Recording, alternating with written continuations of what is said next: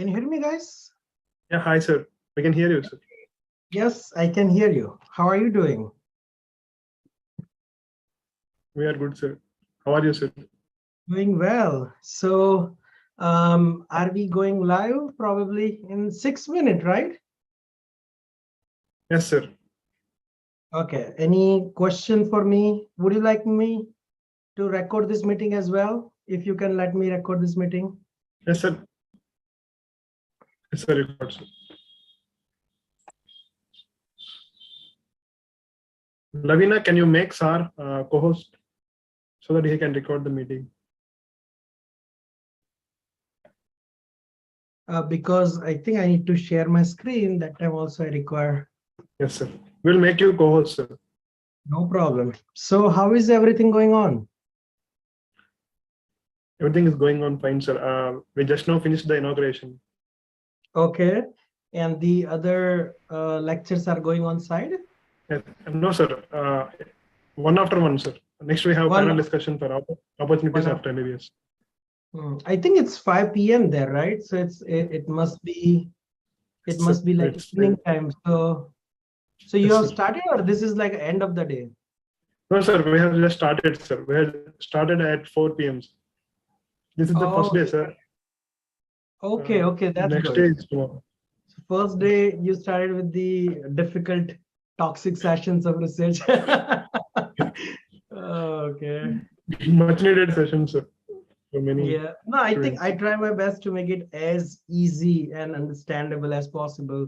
Like for point of your third year medical student, final year medical student, so that it's gonna be easy to begin with, you know? Yes, sir. Yeah. So are we going to be live in 6:30 a.m. sharp? Yes, sir. Sharp. Okay. So by that time, let me just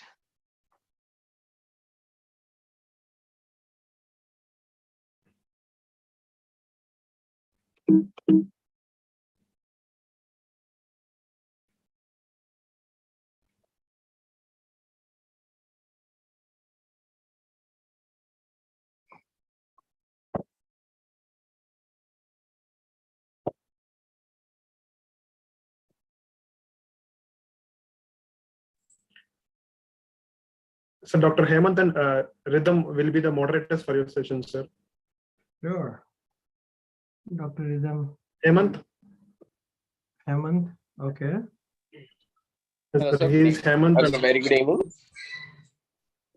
Good evening.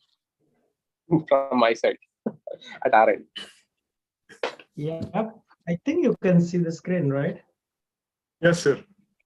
Okay, I think once you are ready, we can begin with. We'll let you know, sir. We are having starting in 3 minutes, sir. no problem. So we are having Dr. Hemant, Rhythm, Purva, and you. So we are having 4 people here, right? Okay. Yes, sir.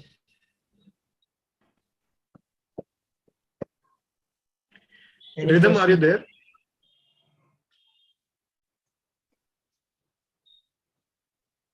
Yes, sir, I'm there. Yeah. We'll be starting in 2 minutes. Please be ready. Yeah.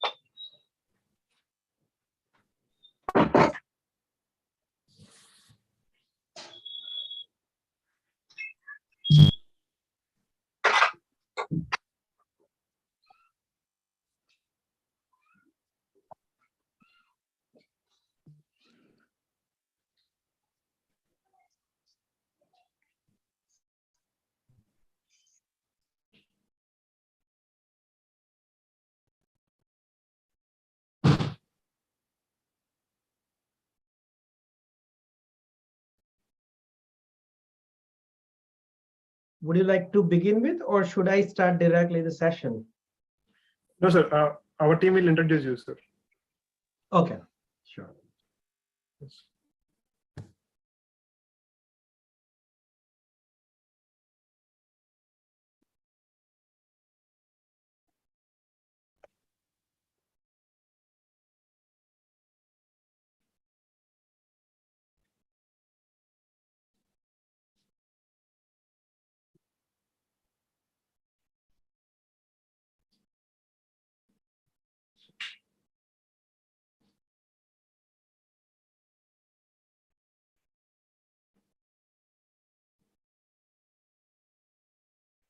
Sir, we can start. Sir. We are live, sir. We can start. Hemant, please start.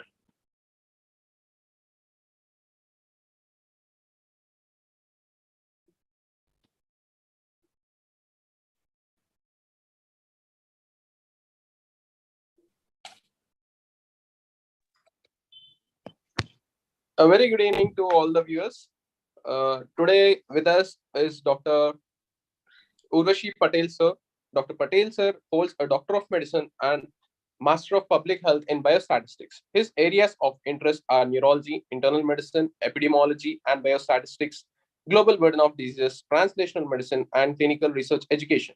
He has received his training in the outcome survival, predictive, and cost effective analysis and management of clinical trials. He has developed the expertise in systematic review articles and meta-analysis, analyzing clinical data from hospital registries and national databases like NIS, NRD, NSQIP, NHANES, YRBS, GWTG, and grant writings, budgeting, and submission. He has successfully completed 150 plus projects with 2000 plus independent citations. Under his leadership, many of the projects have been awarded prestigious AHA Junior Investigator Award, AHA Stroke Minority Travel Grant, AHA Paul Dudley White International Scholar Award, ANA Travel Awards, WCN Travel Award, ISMMS, and many other. Skills and interests: neurology, internal medicine, epidemiology, and biostatistics, global burden of diseases, translational medicine.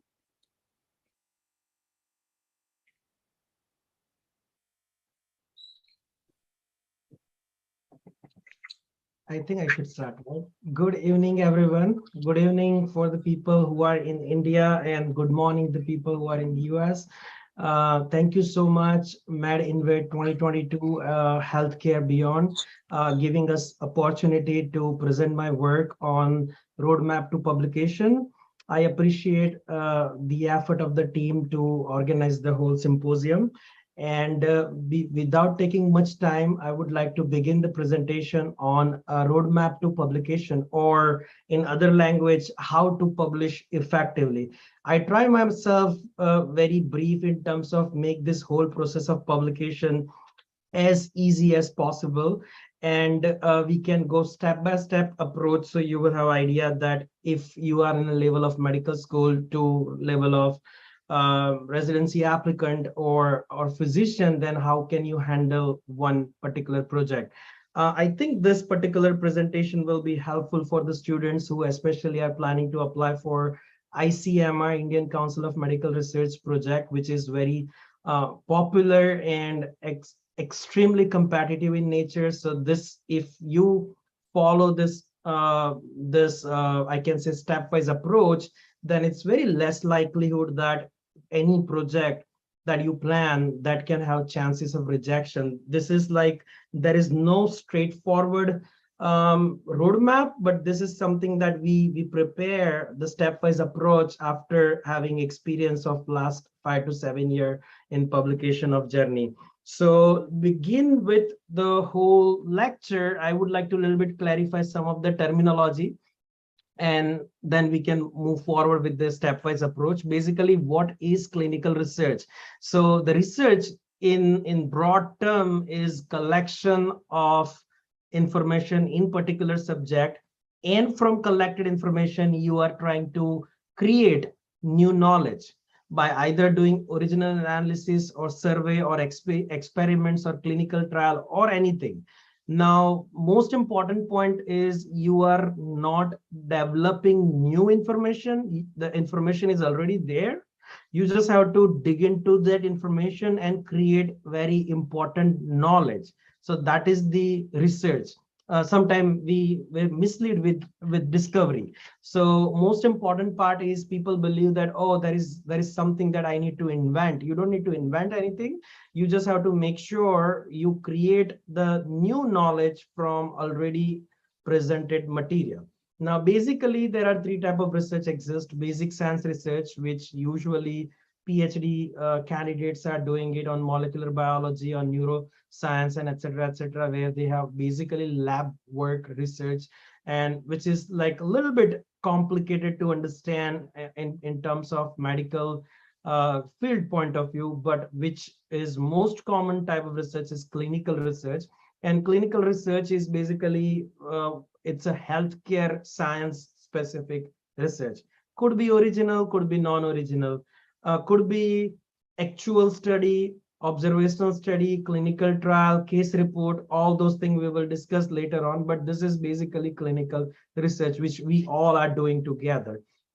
And the third branch is translational research. We call it bench to bedside, clinical trial to population-based implementation. So most common example is the COVID pandemic. During COVID, there are many new clinical trial take place, and then many new medicines came out. For example, was remdesivir, right? And remdesivir, if you are going through phase-wise approach in phase 0, 1, 2, 3, 4, then it's going to take 10 years to get it FDA approved. So in translational research, you experiment something in bench. That means in a very small number of people, if you think it's effective, without FDA approval, without going into the thorough detail, you just jump to in a particular sample of the patient. And so you're going to apply that knowledge to the bedside. So that is the personalized medicine as well. So that's a third branch of research. But today we are going to discuss about very basics of clinical research pathway.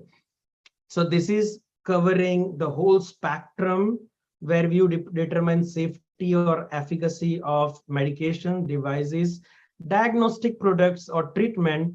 But when we discuss about very basic level, we are not going to do it like in early career, any of this thing. So what we are going to do it, which can be helpful as clinical research. So for us, we try to analyze the current data in the hospital for the primary prevention, secondary prevention, tertiary prevention point of view, treatment and diagnosis point of view for the relieving of symptom of the disease or disease itself.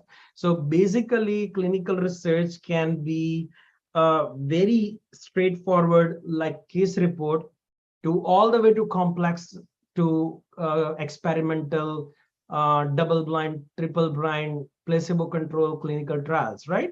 So before we jump into any path, I would like to just put one disclaimer: plagiarism. It's very important to introduce you to this term before you learn anything about research. So plagiarism means presenting someone's work, whether it's a word, idea, information, evidences, primary principles, or presentation without giving someone credit, and you are presenting it as your own work. And that covers whole spectrum where you are not going to give someone acknowledgement, or you are not putting any references and you're publishing that work which is matching to someone else's work which is already published. So most important thing, whatever you are doing it in terms of clinical research, most important thing to remember is not to plagiarize. Okay, now I don't want to go through this complicated slide, but most easy thing I would like to explain you here, which is very important, that whatever study we are doing it in a small sample or in the hospital or anywhere on a particular population, that we call it whatever data we are collecting, whatever study we are doing it, whether it's a case report to observational study, everything will define your internal validity. Once your internal validity is established, then you try to apply the same finding in the total population. And there, whatever finding we are getting it of internal validity or internal study, if it will be accurately present in the total population, then this study is considered as external validity or external valid findings. Okay, so internal and external validity, those two concepts are very important to understand. Internal validity is for the sample and external validity is for original population. It's a basic concept, so you can understand that whatever we are going to do from this point onwards, everything is going to be to work towards internal validity first, and then you can think about how good it will be applied to external world or external validity. So this is the we call it the the whole approach is hypothesis generation approach. Hypothesis, or another term you can say even aims and objective too. But hypothesis generation approach start from having research question, basic research question. Maybe it could be one question, it could be 1,000,000 question. After having research question, you think about which of the research questions will be good for quality point of view. That means pathology, mechanism of action of any disease, molecular action, action on the vessel. So different thing where you can have a qualitative answers. And the second approach is quantitative answers.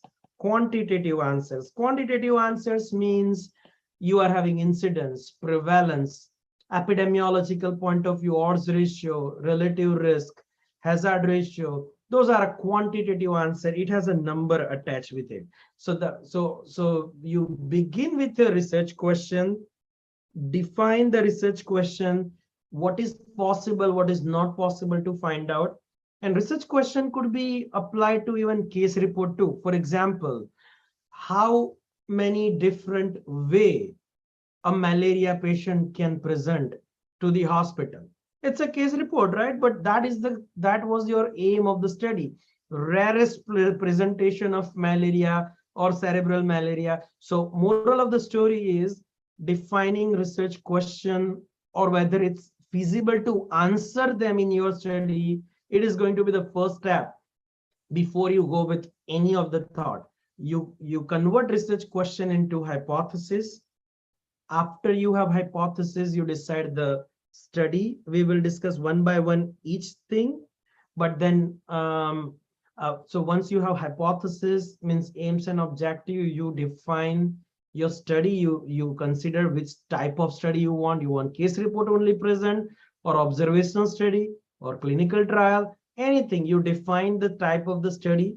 Then you identify in which population you want to study, which setting you want to study. You want to study, let's say if it's US, I want to study in African, Hispanics, or total population. Am I needing it in my hospital, or New York hospital, or in the New York state, or in the United States?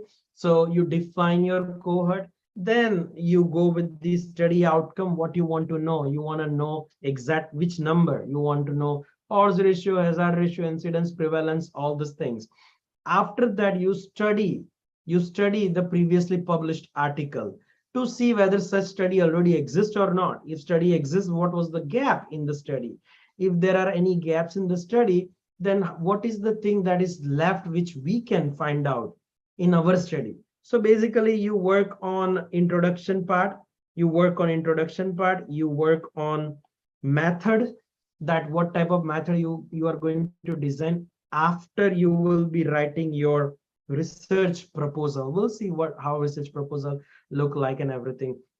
After you write research proposal, now once you write your research proposal, that means you are now good to submit that research proposal in your local hospital. In terms of whether it's an institutional review board, ethics committee, you go through data usage agreement and everything, whatever is required by your local hospital, you go through that. Then once approval is there, then the study will start. Actually, the study cannot start without approval if it's an original study. But after approval, everything is done, then phase one of your any study will finish. Now let's work on a phase two. Phase two is very short. Data collection, analysis, and putting all the analysis together in terms of whatever figure or tables you require to do it. Now in United States, this step is very easy. Why? Because many of the hospitals are already having their data sent to a national agencies or CDCs or any other way, so that we can directly do data usage agreement and get from them directly data. If not, every hospital is having EPIC or electronic health record. So we just code, we got the data out, and then we start arranging data in a way so we can analyze.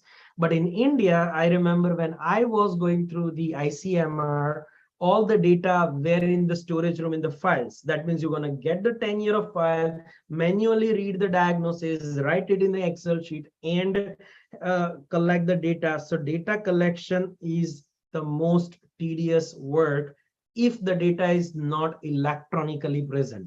So that is the major limitation when we require to collect the data by ourselves.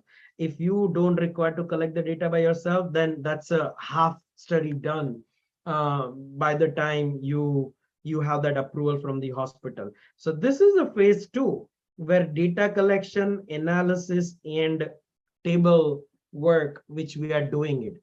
And after our phase 2 of the study finish, then phase 3 will start, which is you decide whether what you want to do with your study, whether you want to present your study, whether you want to publish your study. We'll discuss what is the difference between presenting your study and publishing your study. So let's go one by one, each of the things, so you will have idea. So research question. Research question means identification of the actual idea or actual research question. That could be very simple question, like as I'm telling you that what is the disease epidemiology, what is the incidence prevalence of any disease, from that point to very complex idea that what are the current problem in healthcare system, how to reduce mortality, how to reduce burden of the disease, or even identify and predict that what is going to be the number of the people die because of COVID in 2020, 2021, 2022, 2023, 2024, the prediction model, right? So those, all those things are very easy question to very complicated question, that whether who's going to survive and who's not going to survive. So that is a research question. Which one you are using it, or how many you are using it, on basis of that you can begin your study. Now, who can help you with that type of question? Your peers, your mentors, your team will help you. If you are going to perform the research, most common myth is, oh, I have a great idea, I don't want to share with anyone. That is the most common problem, that if you don't share your idea with your colleague, that means you do not have a good team. If you do not have a good team, that means you cannot perform well. Research is not one player's task. It requires a whole team. It's a teamwork, it's a team approach. So preparing the best team is most important task in research, even important than having a good idea. Because even though you have a good idea, you don't have a good people to execute it on timely manner, then there is no meaning of that research project at all, because it's not going to finish. So seeking help from mentors and peers, most important task. How to find ideal mentor is also another story, and that you can give a whole lecture on that ideal mentor's characteristics, because many times it happens that once you start your study, mentors disappear, or mentors cannot give you time, then there is no meaning of working with someone. So that is also important, that seeking help from ideal mentor and ideal peers. Now you go through the previously published article, find out the best research question, narrow down your focus, narrow, more and more narrow, and find out final research question. We will discuss down the road. We call it funnel technique. Funnel technique means research questions. Many things are there, many questions are there. From there, how you are going to narrow down everything. So from research question, you can get 2 to 3 lines of conclusion, which is take-home message and future direction. What is the take-home message of your whole process, whole step, and what can you utilize it from that study in the future? So this whole complicated concept today we are going to go through in a narrow down manner. So this is the first step, is research question. Now, second step is hypothesis generation. From research question, you develop primary hypothesis, secondary hypothesis, tertiary hypothesis, in case if you want. Otherwise, I don't like to make my study complicated. Now, hypothesis can be written in a very simple terminology. I would like to evaluate the relationship relationship between tuberculosis and lung cancer. It's very simple clinical terminology. Or you can write it in a very complicated way or statistical way. My null hypothesis is that there is no relationship between tuberculosis, pulmonary TB, and development of new onset of lung cancer, or there is some relationship between those two, and some relationship is alternative hypothesis will be further down in a either retrospective manner or cross-sectional manner or prospective manner. Now, this is very important concept, that what type of hypothesis you would like to frame. Try to frame easy hypothesis as easy as possible, as simple as possible. That is going to be very important for you to understand that which questions are good for hypothesis, which questions are not good for hypothesis. Then you decide retrospective study, which is study you are doing it in a past. Prospective, you are pulling it in the future. Cross-sectional means you are doing the study in the present situation. So you decide your type of the study, then you decide the study duration, whether you want to do 2-year, 3-year, 5-year, 10-year study. Usually I go with 7 to 10 year of study in my studies, usually, because then you give you get and another thing is, after you finish your study duration, decision, then make sure you plan your data. Plan your data means how you're going to store the data, how you're going to analyze the data. You plan analysis. Most important thing, resources and funding. Now, what does it mean, resources and funding? Resources means, do you require any statistical help? Do you require any person's help from statistical department, preventive medicine department? Do you need any funding? And usual journal charge between $1,000 to $2,500 as article processing cost. So you require minimum that cost. In US, statistician consultation charges are $200, $300 per hour. So that's another charge. Data collection people will charge more, another money. So funding and budget is a whole different ballgame. But in the small hospital study, you don't require that much of complicated funding thing. But if you notice that even ICMR project, they give you around 3,000, 4,000 rupees or 5,000 rupees maybe right now in terms of funding to take care of your project, right? So after you decide your study code, you can actually give a whole 1 or 2 hour of lecture on each point. But today we are just discussing what could be the ideal path. Now, after that, once you have your study design ready, then you go with the cohort identification. This is my favorite terminology, PICO. PICO means population, intervention, comparison, and outcome. Population means in which population I'm doing my study. African American, Hispanic, or Indian, or which population? Population of inpatient hospital, population of outpatient hospital, private practice, any. Let's say you are trying to identify infection rate, then, or hospital acquired pneumonia. Compare with one private hospital with your government hospital, both in a same zip code, both have same doctors giving service in part-time here, and then find out the pneumonia rate and then present that or publish that. How is that possible that if the same doctors, same race, same ethnicity patients are there in a private or in hospital, why is the difference in the rate? That is the identification. Is the difference exist? Number one. Number two, if the difference exists, that what type of improvement step you can take it to reduce the differences. You take action, you do again the same study, and you see whether after taking some interventions, infection rate decrease or not, whether it was in government hospital high, whether it's a private hospital high. But that's how you decide your population. Basically, you have to clearly define your population, because let's say acute ischemic stroke, if a neurologist is talking about acute ischemic stroke, they will talk about all the reflexes and all those typical signs and symptoms. If a radiologist is describing, he or she will be talking about only and only that MRI and CT scan finding or MRA finding. If the billing and coding department is describing, then they will describe in terms of ICD codes in United States. Or let's say if someone from interventional point of view is describing, then they will describe according to territorial classification.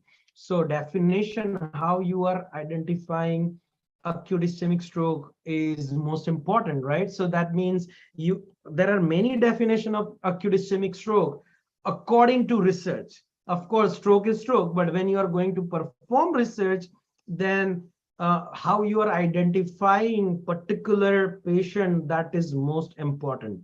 Now, after that, you try to define intervention if you are doing it. For example, most common example I give it all to my student: dual antiplatelet therapy versus aspirin monotherapy in the management of recurrent stroke. So my population is stroke. I'm giving them, or I see that if the patient was given treatment number 1, intervention 1 versus intervention 2, then who will develop and who will not develop recurrent another stroke episode? That means what? That is my outcome. I want to check whether stroke will develop or not.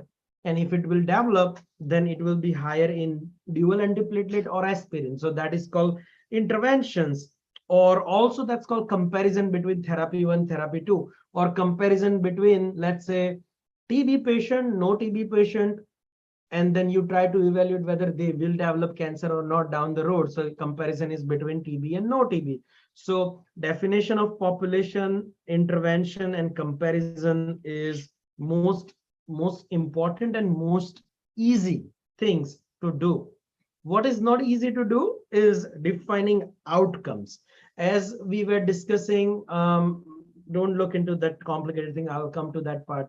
But outcomes are very difficult to define because outcome could be inside the hospital outcome, on discharge outcome, post-discharge outcome. Someone wants to see that in hospital, if the mortality are higher, morbidity is higher, or after discharge, if recurrence of the disease is going or not. So outcome definition is most important, and get the help to decide outcome. Outcome could be, as I mentioned, within hospital, upon discharge, and post-discharge outcome. Similarly, outcome can be also defined by patient-specific outcome, doctor-specific outcome, and let's say, for example, if it's a hospital, then you also, as I was telling you, just that which hospitals are having lower rate versus higher rate of infection or something like that. But that is called hospital specific outcome. It's not only that, but hospital's length of stay, hospital of cost of admission, all those things are considered as hospital specific outcome. If I do more procedures, then outcomes are better. That is doctor specific outcome. Mortality, morbidity, disability, patient specific outcome. So you can divide the outcomes in a different manner. So that's very important to define. Now here, when we are discussing about population selection, this is one flow chart. I'm just giving you as example that how you define your population intervention outcome and everything. So if you see, it's written here, this is the nationwide data in which we are having population of interest as acute ischemic stroke. And stroke was defined using ICD code, and around 5 million sample was taken. Inclusion exclusion criteria was applied, and finally you compare that young people who had stroke and old people who had stroke. That is the comparison group. So this is P. There is no intervention in the study. This is C, comparison of old versus young. And outcome was to identify what is the prevalence, trend, mortality between young and old patient. And that's how we run the whatever test we run. So this is how you define PICO in one study. You prepare this flow chart and then submit with your research proposal. Trust me, there is zero possibility that someone can deny your research proposal if it is thoroughly written like that way. Now, once you are having, as I'm telling you, there are different way of defining outcomes, and some of the example I gave it: mortality, morbidity, disability, length of stay, cost, recovery, survival. You need to define. Now, if I ask you that define mortality, how can you define? You will say, what is the meaning of defining mortality? Mortality is equal to death. No, for research, mortality will be defined in a many ways.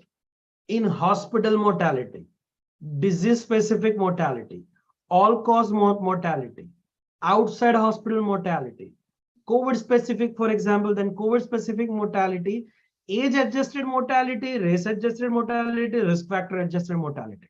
So that means definition of mortality is also important. For example, any single definition you discuss, it's very important to define clearly. Try to be as clear as possible. Once you are defining everything, then jump to writing introduction and method section. Now I keep this slide intentionally empty because introduction and method section, how to write it for the research point of view, it's a widely varies between whether you are doing it for observational study of 3 different types or whether it's a clinical trial. So that's a whole different thing. But basically, basic 3 to 4 paragraph on what are the gap exist, what is the epidemiology or burden of the study, what is the gap exist in the previously published article, and what you want to find out. Those things should be there in the introduction part. And every methods are different, whether it's a retrospective, meta-analysis, prospective, cross-sectional, clinical trial. So you write appropriate method, and then you complete your research proposal. Now, research proposal, again, it's our like Excel sheet, you can write it. You can write research proposal in Word document. We have PowerPoint presentation if you want to do it, but in a different institute, if it's for the submission point of view, you should be having a legitimate research proposal in a proper manner. So research proposal, usually when we write it, we cover title, brief introduction, background, research questions, study design, population intervention, risk of biases, and all these things in our research proposal template. And this research proposal template is usually used in different hospitals in a different manner, so that they can make sure that they will be having all the risk benefit ratio of the study. So research proposal is one of the most important crucial part when you are going through any study, and when you are especially asking the money for the study, asking the grant for the study. So it's something like that type of proposal we are having it. You have it here, the protocol title, principal investigator's name, detail, study revised date, study number, etc., etc., and then whole protocol start from title to all the way to references. It's not a manuscript, okay? It's just the proposal. Whether you are going to write business proposal, research proposal, dating proposal, all proposals are same usually. It's just finding out the benefit or the expenditure, right? Once you write this research proposal, you justify that to institutional review board or ethics committee through different documentation that there is no harm to patient, So that is the standard documentation form for each ethics committee. Question: what if you don't have ethics committee at all? You can plan or you can design ethics committee overnight, and you can create your institutional review board in your hospital, and then you can proceed with that as well. Because when I had my first ICMR study, our institute, that time it was a new ICMR program launch. We did not have IRP ethics committee that time even. So we designed that time, I remember very well. So it's something that there are provisions in the programs where you can easily design one for you. Again, then you either collect the data from electronic health record or EPIC, which is hospital specific records. In US, we have state, national, CDC, and global data. I work in even voluntarily work in the Bill Gates Foundation. They have like global data of around 25 plus countries. And then you can utilize that data for answering complex questions. So some of the data are available free of cost. Some of the data are available in a paid manner, but it's available with the data usage agreement. Then after that, you make sure you utilize, even if, what if you don't have data at all anywhere, and you are thinking that still I want to publish something, then you can still publish or make your own data using PubMed or Scopus. You can collect the data from previously published case report, and then you can do analysis. You can get the data of clinical trials, and you can do meta-analysis. All right, you can collect the data on observational study. You can do again meta-analysis, pooled analysis, meta-regression. So it's very crucial to learn how to get the data out. Now, after that, again, analysis, most important part.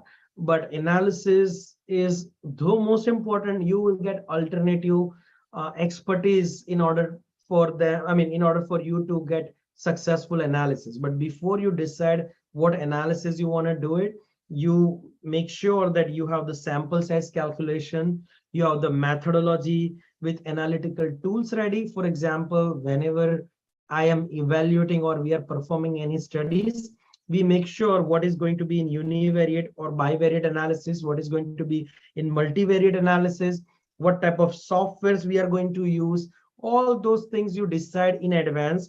And then if you are planning to do analysis that by yourself, it's not a big deal. But if you are planning to hire statistician on board, then you also, I recommend you to provide ghost tables. There is nothing like in a statistical language what is ghost tables, but this is something terminology we prepare, or I can say our team has prepared, because it's very easy when you already have the empty table like this, that you want, these are your population, this is your population, this is your comparison one, this is your comparison two, and this is demographic you want, this is characteristic you want, this is risk factor you want, and this is called ghost table. Why this is very important? Because if statisticians see this table, it's very easy for them to understand that they have to do male and female, old and young, 2x2 table.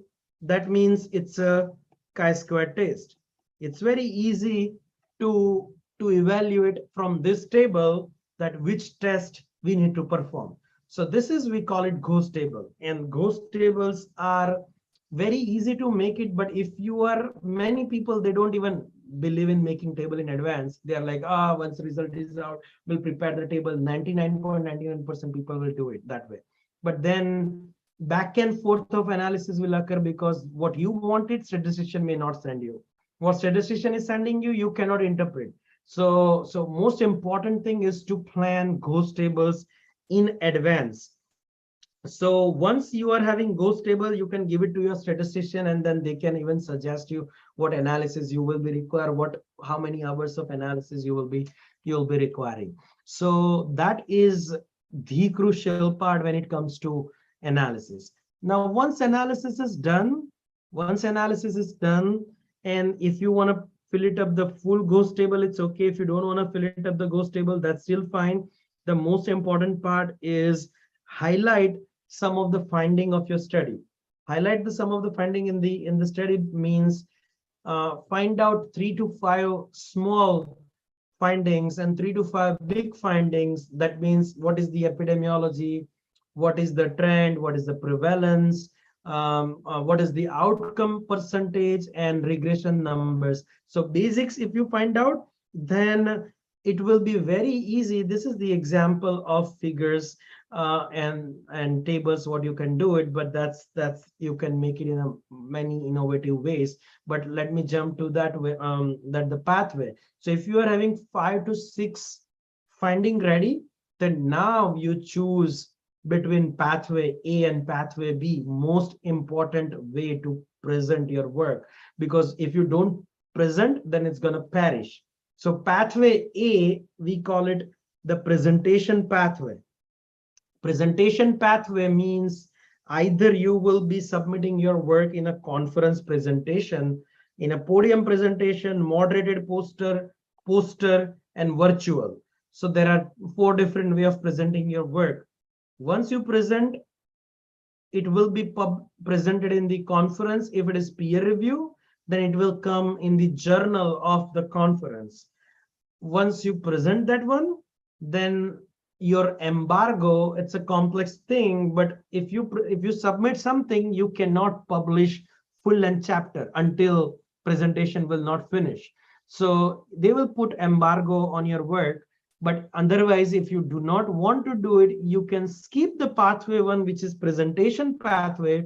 You can directly write manuscript, which is full detail method, full detail result, detailed discussion, conclusion, reference. So we'll discuss quickly pathway one and pathway two, but pathway A is a presentation and pathway two is called publication in the journal. You can do it both if you will be presenting first, and then once your presentation is done, you can go with the pathway to manuscript writing. What we are doing it here in research update or in my consultation project, we first of all submit our work in conference. From submission to presentation will take 6 months. In that 6 months, we will finish writing manuscript. As soon as we present our work, same day we submit our work for manuscript publication. So that means we are doing both things simultaneously, but either or is possible. You don't need to do it both.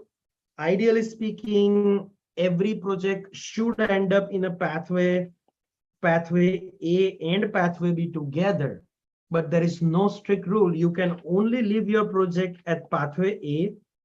You can only leave your project at pathway B. You can start and finish only manuscript, and you can also do both things together, and you can go in a combined pathway A and pathway B together, which will give you 2 publications, one from here, one from here. It will go in your CV in a 2 different section of the publication.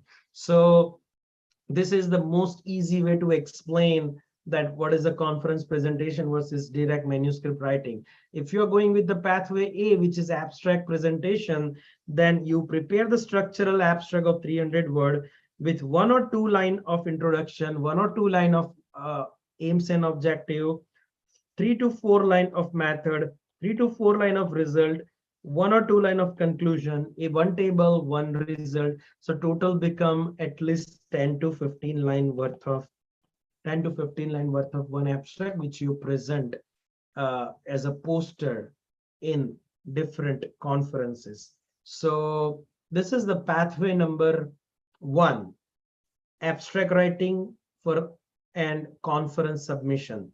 Now pathway number 2, which is writing the full length manuscript, writing the interpretation of table, figures, writing the discussion where we are making sure that you are backing up your answers with the previously published studies. You are putting argument, you are doing counter argument, you are justifying or contradicting your finding. You write the strength of the study, you write the weaknesses of the study, and finally you write the conclusion, which is take home message or future direction, what you find out from your study and how you are going to utilize that finding in the study. So those are the different section of conclusion, right? So this is pathway A, pathway B, and pathway B, once you finish it, then proofreading, key point writing, all those process of post-publication phase will start.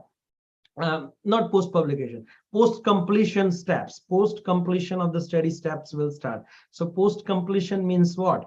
Post-completion means your project is done, your study has been written well. Now, what will you be doing it? You will be making your study summary in few lines, right? And then you send it to different editor to make sure that whether they would like to, whether they're interested in original full-length manuscript or not. That's what I'm doing it, but you can directly submit and then wait until they will say yes or no. But moral of the story is you just write the key point, you cite those things using Mendeley, EndNote, Zotero, all those things. You add citations to your study and make sure that everything is properly cited line by line, and then you go with the journal's website. Now journal's website is having authors instruction. We will look into one of the journal's website. This is JAMA Open's website. So once you open it, everywhere it's instruction for authors. Before you start submission, make sure you look into this format my manuscript section and author's responsibility section and draft your whole manuscript using cover letter. That means personal statement, means what is this study all about in one paragraph. Title page, which means authorship document, supplemental material, every single thing you put it in one file and then start submission. Now submission, every journal has their own rule of submission, but it's straightforward, it's easy step, and there is nothing much more difference in terms of some of the journal wants. I want American Medical Association type, I want, let's say, AHA type of citation, different other citation word. So if, let's say, you are submitting to one journal, and if they reject, if you have cited using this softwares, then you will change the journal, and as Mendeley or anything will give you the new citation, so that you don't have to cite again and again and again, right? So this is the whole process till submission. But once you submit your work, it will go to editor-in-chief. Editor-in-chief will reject the submission, or it will forward it to reviewers. Reviewers are the judges. Usually there are 2 to 3 reviewers or a statistician reviewer, so they send it to them. Now either they will reject it, or they will send them major changes. For example, let's say I'm reviewer and my acceptance rate as a reviewer is 40%. That means 60% manuscript I'll right away reject it, which is in this criteria. 40% manuscript I'll send them to make major changes. Once major changes are made, they will send it to me back. And if I satisfy with their answers, with their changes, then I will send them minor changes, grammatical changes and all those things. But if I'm not satisfied, then I'm going to again reject it. Now after minor changes finish, on a basis of all the reviewers comment, editor-in-chief will decide finally that your manuscript is accepted. Any phase, if it is rejected, you are going with the new journal. You're going with the new journal, right?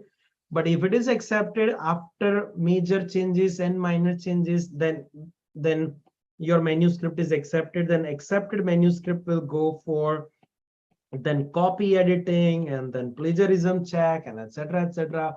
Whatnot. All the thing will finish, and then finally they will publish it in online first, and then they will publish in the issue of their volume. Volume means year, how many year old the journal is, and every year between 3 to 12 or sometime 24 issues they publish. So 2022, some journal, let's say Research Update has publication house, and we publish only 3 issue, but JAMA publish every 15 days 1 issue, 24 issue. So they publish it from online first to issue, and then it's given whether it's a Scopus ID, PubMed ID, NLM ID, all those IDs, they are giving it to them. So this is the whole process of the publication, and that's how from beginning of the research question, you narrow down aim and objectives or hypothesis, then you narrow down data collection. After data collection, in the table you will be getting so many finding, 100+ finding. You narrow down 4 to 5 major finding to write result section. You narrow down 2 to 3 finding to have conclusion, take home message, and future direction. This is the whole funnel from so many research question, how you can make 2 to 3 line of summary of any project. So this is the roadmap to finish your project from the scratch to the end, and you either publish or you present or publish. Thank you so much for hearing the whole lecture. Any question, guys?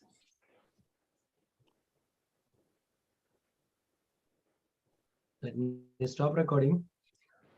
Oh, Yeah. That's really great to hear, sir. That was really an excellent session from your side. If any questions are there, I would like audience to ask it on the YouTube live, so that I'll be forwarding to Dr. Patel, sir. No problem. Sounds good. And then if you have any other question or something you would like to connect with me, then my email is urvish.patel@researchupdate.org. So you can put it there and then we'll go from there. Thank you so much, guys. That's very kind of you, sir. And we'll see you connect soon. Bye. Have a good day. Take care. I would like to express my sincere gratitude on behalf of Squad Medicine Research SMR for letting our budding doctors aware of how to publish research articles effectively, in spite of your busy schedule. Thank you, sir. Thanks a lot. No problem. Have a wonderful day. Bye. And all the best for the rest of the conference. Bye. Thank you, sir. Sure. Yeah, Lavina, you can end the session and start the next session.